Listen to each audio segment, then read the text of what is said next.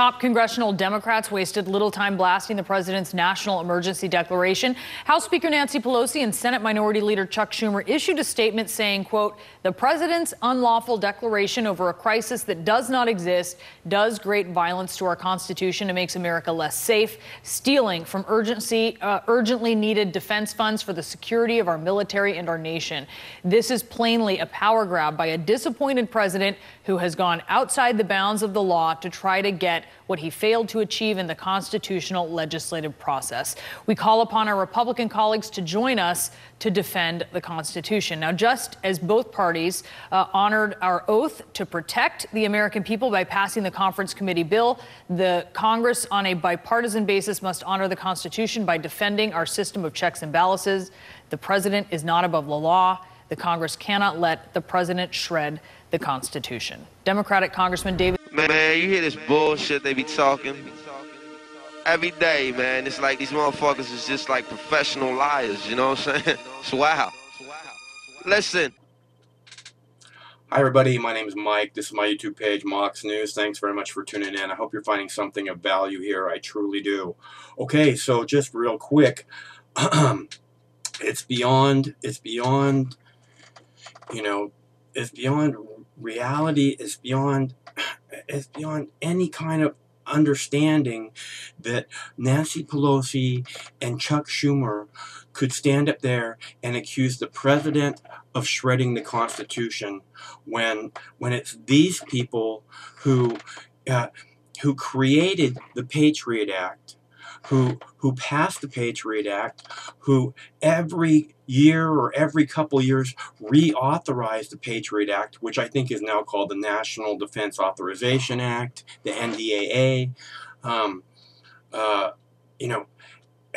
which states that the United States, the continental United States, or possibly the entire United States, is a battlefield, and that all of the residents of the United States, citizens or not, are potential enemy combatants.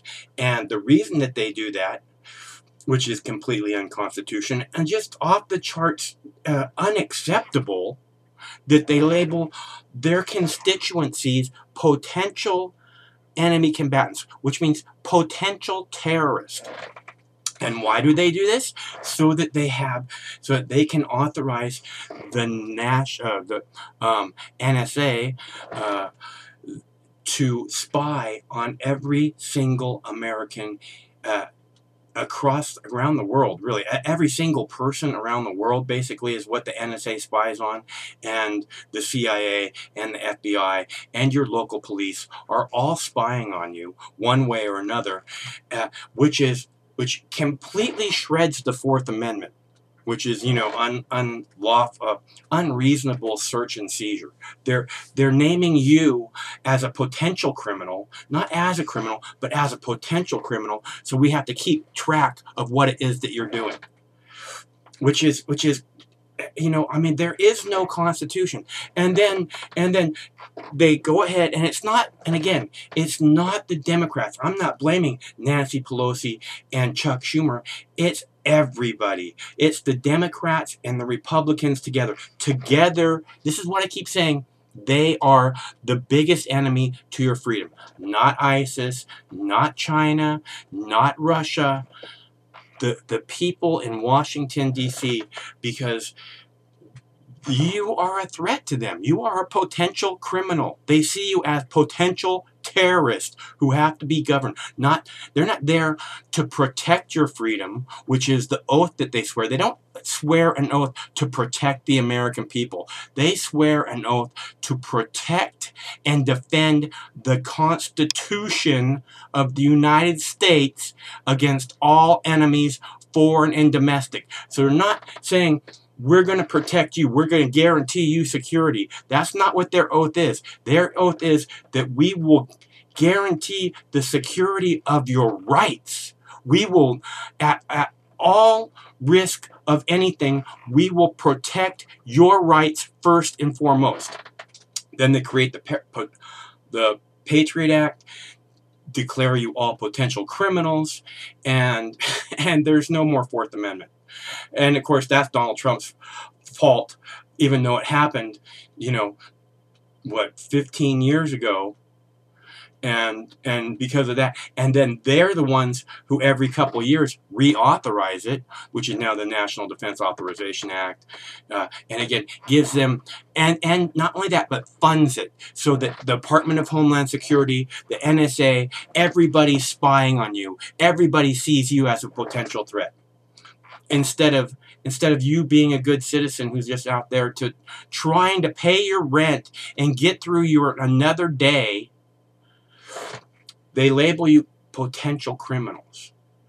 And it's not just that. Then this last couple weeks, right, for the last 2 or 3 weeks, actually for a few months now, I've been screaming at you since Alex Jones was censored off of all social media. I've been screaming at you. This is all about censoring your speech against Israel, censoring your ability to speak out against Israel. And then just in the last week, both houses, the House of Representatives and the Senate, passed these laws, these bills that say you can't boycott Israel. If you boycott Israel, we're going to put you on a list. That's what they're saying. They're not saying it in those words. They're saying, well, we'll make it so that you can't have any government contracts. If you talk about negatively about Israel in your social media, you can no longer have government contracts. But what they're really saying is, we're going to put every single one of you motherfuckers who speaks out against Israel on a list. Because you no longer have the right of the First Amendment to speak out the way the Founding Fathers wanted you to have. The right to speak out against anyone, any government, including your own. And these people are censoring that right. The people who vowed to protect that right, you know, with their hand on a Bible, swearing to God to protect you, and not to protect you, but to protect your rights. And then they come out and they say Donald Trump is shredding the Constitution. You know, and it seems like that's kind of partially what the job of presidents is, because as far as I can tell, the last 2, 3, 4 presidents have all worked at shredding the Constitution, diminishing its strength. But they've done it with the help of Congress. They couldn't have done it on their own. They did it with the help of Congress, and it wasn't with the help of the Republicans, and it wasn't with the help of the Democrats. It was the help of everybody in Congress. You know, there's a couple individuals here and there, like Ron Paul, like Dennis Kucinich, like Tulsi Gabbard, who speak out and say this is wrong. This is against the people's rights. And those people are all ostracized. They're like, oh yeah, Ron Paul's not a real Republican.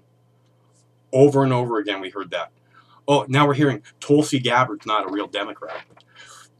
Because they're standing up to these ruling class that are shredding the Constitution, have been shredding it for over a decade, which is Nancy Pelosi and Chuck Schumer, been in charge forever, been in leadership roles forever.